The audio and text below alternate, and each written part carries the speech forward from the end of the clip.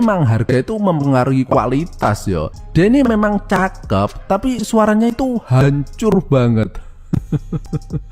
Ya berhubung mereka ini studio kecil-kecilan yo, jadi mereka harus menghemat pengeluaran. Malamnya Heso pulang dan di sini dia melihat Sungho yang sedang nongkrong bareng gebetannya. Tapi kemudian ceweknya itu marah-marah karena tangan Sungho menjalar ke arah yang tidak ditentukan. Heso yang melihatnya kemudian senyum-senyum sendiri sambil pergi ke elevator. Tiba-tiba Sungho yang juga hendak ke apartemennya kemudian bertemu dengan Heso lagi. Dan di sini Sungho jadi salting yo, karena dia teringat dengan kejadian kemarin malam pas Heso sedang seruputan dengan J. Namun di sini justru terlihat Heso yang sedang memperhatikan bocah ingusan tersebut dari belakang. Keesokan harinya, Sungho yang sedang mengikuti kelas melukis kemudian menceritakan kejadian tersebut ke temannya yang bernama Bumso. Dan dari sini Sungho ini sadar bahwa dia ini mungkin lebih tertarik ke wanita yang lebih dewasa. Malamnya terlihat Chulhe yang sedang mencoba merekam suara Jessica. Dan di sini mereka kemudian baru mengetahui kalau suaranya itu benar-benar busuk banget.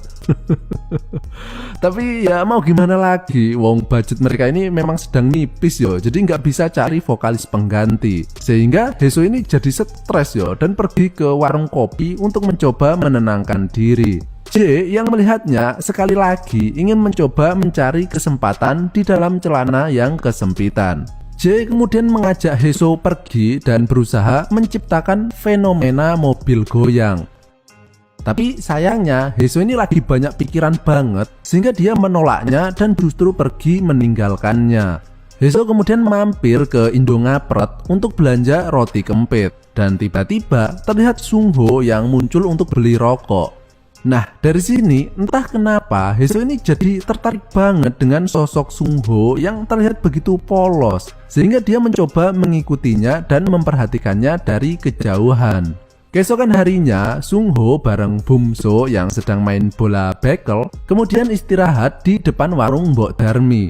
Dan beberapa saat kemudian muncul Heso yang berjalan melewati mereka. Padahal kan ini di kampus toh. Mereka berdua pun penasaran mau ngapain Heso ada di kampus mereka. Dan ternyata Heso di sini diundang sebagai narasumber di kelas musik.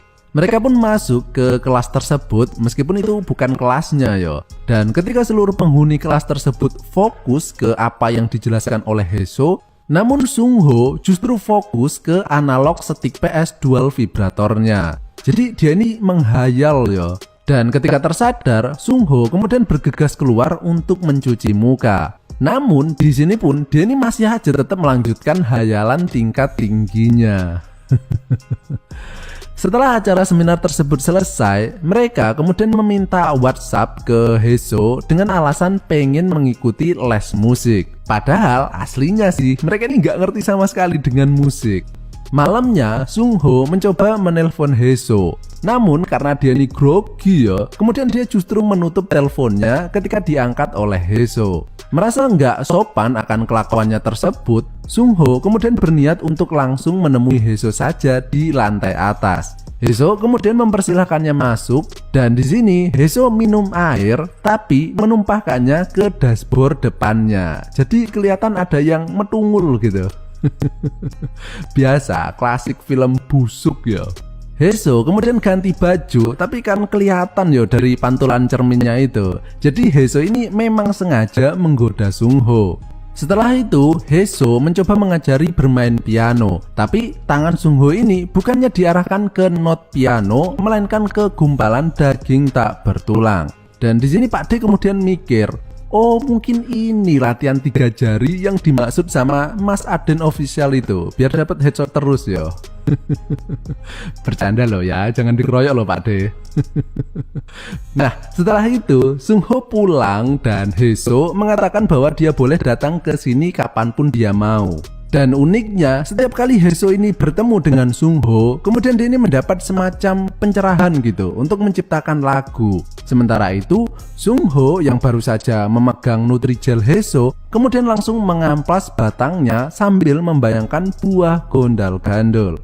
Nah, setelah kejadian tersebut, Sungho ini jadi mulai lebih berani ya ke Haeso. Ya, meskipun belum melakukan penggenjotan sih. Haeso ini mengajari bagaimana teknik nyosor yang baik sesuai dengan ketentuan SNI. Dan Haeso ini juga mulai menikmati keberadaan Sungho di dalam kehidupannya. Dia ini sering banget menjemput Haeso dan diajak ke berbagai tempat. Bukan cuma sekedar untuk liburan yo, melainkan untuk melatih vokal dengan cara memainkan mikrofon milik Sungho. Dan setelah pulang, mereka pun melanjutkan acara karaokean tadi. Yang kalau Pak D dengerin sih, suaranya itu celepak-celepok. Nggak tahu itu genre musik apaan. Kayaknya sih sejenis musik rock gitu. Tapi vokalnya itu lebih dalam. Jadi di dalam rock gitulah.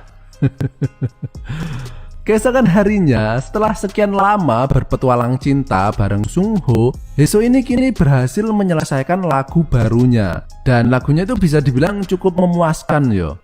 J yang sebenarnya menaruh hati ke Haeso kemudian bertanya kenapa dia ini sekarang susah banget kalau diajak jalan olehnya. Tapi Haeso yang nggak peduli dengannya kemudian langsung pergi untuk menjemput Sungho.